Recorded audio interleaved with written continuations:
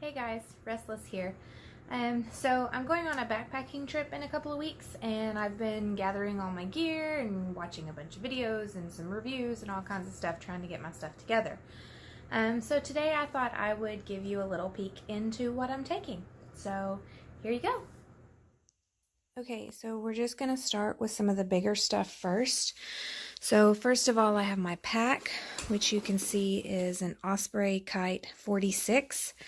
It's got a lot of pockets, it's got a lot of place to store stuff. It came with the rain cover, which is stored in this bottom area right here. So I thought that was a pretty good deal. I know a rain cover is not going to totally protect the pack, but maybe it'll help out if it's needed. I'm not going to go into all of the bells and whistles that it has, but it's lightweight enough that I feel comfortable carrying it. And it's not so large that it doesn't really fit my smaller frame. So the next thing we have is I believe it's Foxelli. Is that how you pronounce it? Trekking poles. I like that they're the cork at the top, which will come in handy because that seems to help absorb sweat better. They're also adjustable with the double locks, so I've heard that that's really good to have, so I guess we'll find out. I haven't actually got to use them yet. The next thing we have is my Hennessy Hammock Jungle Expedition ASIM Zip. Now, this is not stock, so it's got the hammock with the bug net and it has the original Rainfly, but I have modified the suspension system. So I took the system off that originally came with it and added a whoopee sling and the Dutch buckle from Dutchwear. It's going to make setup a lot easier, and it's also making things a lot lighter. Now, it's not making it so much lighter than it originally was, but I'm really more worried about ease of setup. And with the new suspension, I can set it up in half the time. So on the off chance that it's raining, I have a way to get it done quicker. So underneath that, I have the One Tigris underquilt. When I first got my hammock and started playing with it, it was about 40 degrees outside, and it didn't take very long at all for cold butt syndrome to set in. So I went with this one. It's a double underquilt, but of all of the information that I could find, it's really only one of 3 or 4 that fit the Hennessy hammock really well. So that's why I chose that one.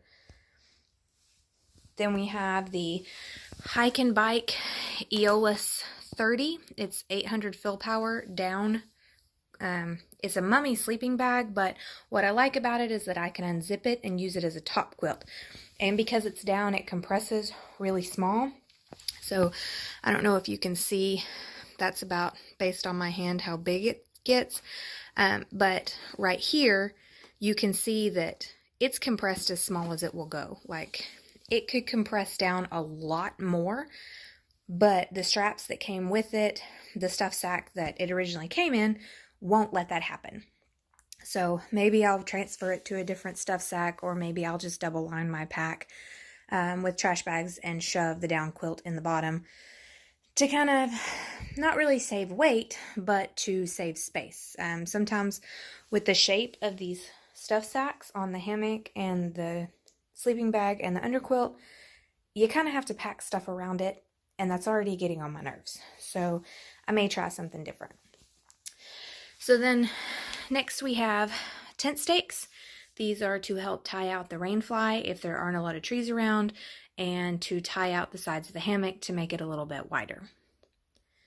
Then I have my Trekology inflatable sleeping pillow.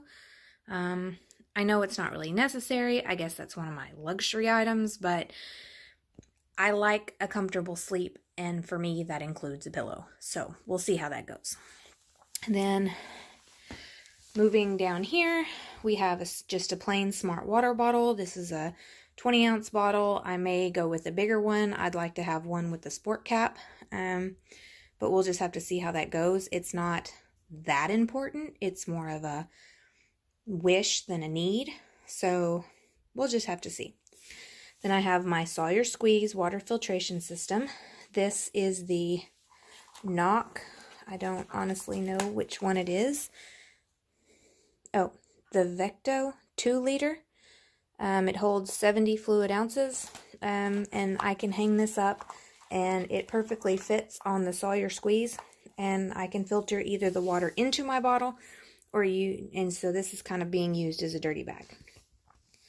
Then I have a Sea to Summit mug. I believe it's the X. It holds 2 cups of liquid, and what I really like about it, other than the fact that it's collapsible, is that it has all of the markings on the inside. So if I need a cup of water to use to make my dinner, then I can fill the water up to the cup level, pour it in my pot, and I have exactly the right amount. Or I can pour the boiling water into the cup and then measure it that way. Next, I have my fuel canister. It's a 220 gram, I believe. I'm not going to go all into that. If you've ever gone backpacking with a fuel canister, you know what that is.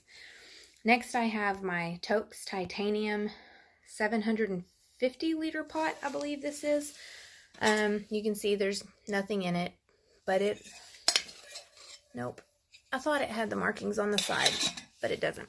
Anyway, that's the stuff sack that's sitting underneath it. Next to that, I have my Toaks long handle titanium spoon. I haven't decided if I'm taking the sack or not.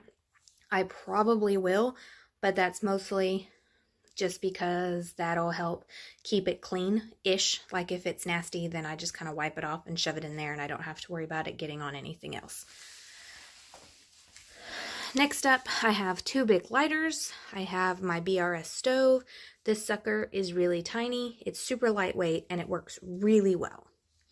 Then under that, I have some Esbit cubes, just in case.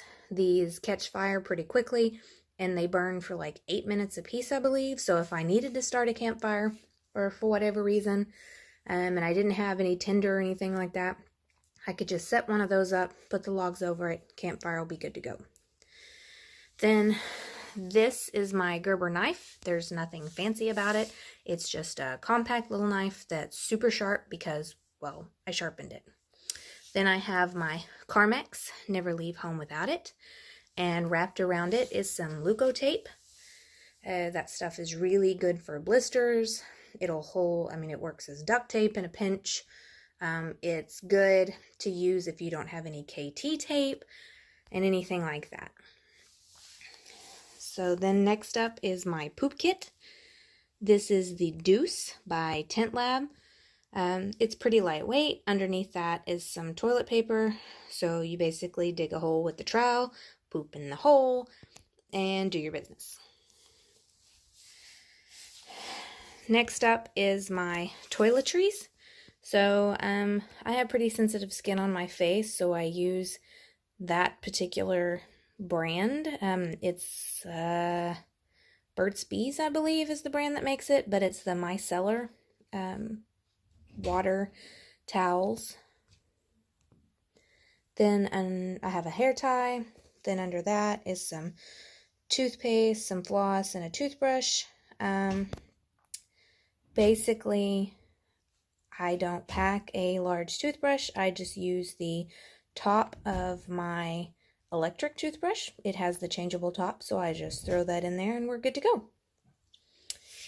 So then moving up, we have my Nitecore NU25 headlamp. This thing is super bright and it has the red light, so if I'm talking to people, then I can just turn on the red light and I'm not blinding everybody. Above that, I have my power bank. I took this with me when I went to China. It was able to charge. I had an iPhone 6 or an iPhone 7 at the time. It was able to charge it twice and my iPad once. I'm only going to be gone for a night, so I'm not going to need a whole lot of charge, but, it's nice to have just in case. Next up, we have some hot hands. I just found out that it's supposed to be down to 28 degrees the night that we're camping, so these are going to come in handy. I'm going to put them between my socks when I sleep, maybe inside my gloves, and possibly along my body in the hammock. Next up, we have the ultralight watertight medical kit. This is actually modified. This is not the original Adventure medical kit. I've taken out some of the stuff that I don't really need. I've added some stuff that's more specific to me, such as allergy medicine, a few Band-Aids, things like that. But I did like the sack. I like that it's watertight, which is why I'm continuing to use it. Next up, we have my bandana and my buff. I haven't really decided what exactly I'm going to use the bandana for, but I know there are a million different uses, so I have it just in case. And the buff is good to act as a scarf. It works to wipe, down the wet stuff. It's good for a headband. I mean, it can be used for a million different things, which is why it's going. Next up, we have a 3-liter Osprey sack. This one is going to be the stuff sack for my clothes. All the stuff that I'm not wearing. Mostly just the stuff that I'm going to sleep in because, like I said, I'm only going to be gone one night. Above that, we have just a Magellan Outdoors women's lightweight rain jacket. The jacket actually folds up inside one of the pockets. And whether I fold it or whether I just shove it in an outside pack, I haven't really decided, but at least we have options. Then I have just 2 pair of wool socks for sleeping. The outer one are just the Magellan brand, I believe, that comes from Academy. The low-cut socks are the Darn Tough. So I will actually sleep in those and then probably wear those hiking the next day on the way out. These are my sleeping clothes. First, we have some black Danskin leggings. These came from Walmart probably 5 years ago. They're still in great shape. They're the warmest leggings I own, and they literally cost me $7. Next to that, we have a teal turquoise color Reebok. It's a base layer. It's got the mock turtleneck. It's super tight. It's fleece lined. It's really warm. It's probably my favorite base layer. Underneath that, I have my spider jacket. This is what I'll be wearing on the trail. It's super lightweight. It's movable. Like I don't feel confined or weighed down when I wear it. And it's probably one of the top 3 warmest jackets that I own. Next to that, I have some Under Armour. These are actually infrared technology glove liners. These are my favorite gloves. They conform to my hands. They're not bulky. They still keep me warm. And they have the sensors where I can still use them with my phone. And finally, we have my Under Armour fleece lined beanie. This is my favorite beanie. I love it so much more than the CC beanies, which I do have 5 or 6 of. But this one is fleece lined. It fits my head really well. I know that sounds kind of weird, but I have a small head, so it's really difficult to find stuff that fits me comfortably. But I really like this one. It's fleece lined. It's the warmest one I own. So I will probably start out in this. I may switch to the buff later if I get hot. The high for that day is low 50s, and the low for that night is like 28. I'm really hoping it warms up before then, but if not, we'll just make the best of it. So there you have it. That's all my gear. Okay, so that was it. That is everything that I am taking on my backpacking trip, with the exception of one item that actually didn't come in until I finished filming it. So like I mentioned in the video, I had recently found out that there's a good chance the weather that night is going to drop to around 28 with some wind gusts up to like 8 miles an hour. So it's going to get pretty chilly, and sleeping in a hammock, that becomes an issue. So since my bag was only a 30, so it's only rated for survival 30 degrees, they say the comfort level is around 40. I picked up this Sea to Summit Reactor. It's the Thermalite fabric reactor, the compact. It's the size short. It's going to add about 9.3 ounces to my total weight, but it should, they say it can add up to 20 degrees to my sleep system, but I'm going to be conservative and only assume 15, so that should get me right down to around 25, and then I can wear extra layers if needed. So in case you're wondering what my base weight is, I would like to say I am not anywhere close to an ultralight backpacker. I don't claim to be, but given that I'm going to have to carry this weight for however many miles, in this case it's 4 miles in, 4 miles out, I wanted to get it as light as possible. So I did use Lighter Pack, and I did individually weigh each item in my pack, including my pack. I didn't just go by what the manufacturer said it weighed. So I will put the link in the description down below if you would like to check that out. And also where I'm going is Hobbs State Park, and I will put that link down there as well. So if you have any desire to come to Arkansas, it's a great place to go. So I've done some camping before, and I've done a lot of hiking. I've never really backpacked, so this is going to be a new experience for me. So I'm really kind of excited about it. So hope you stay tuned for the journey. Be sure to subscribe to the channel. Hit that like button if you like this video, and you can also hit the little bell if you want notifications of when I post new content. There will be a video coming out about my experience hiking and backpacking in Hobbs State Park. And also, you know, like I said, I'm new to this. This is my first backpacking experience. If you notice something that I was missing, or you think I've added something that you don't think I'm gonna need, hey, let me know. Drop a comment below and we can talk about it, because I'm sure I'm forgetting things, but based on my initial research, this is what I think I need. So let me know. See you guys. Bye.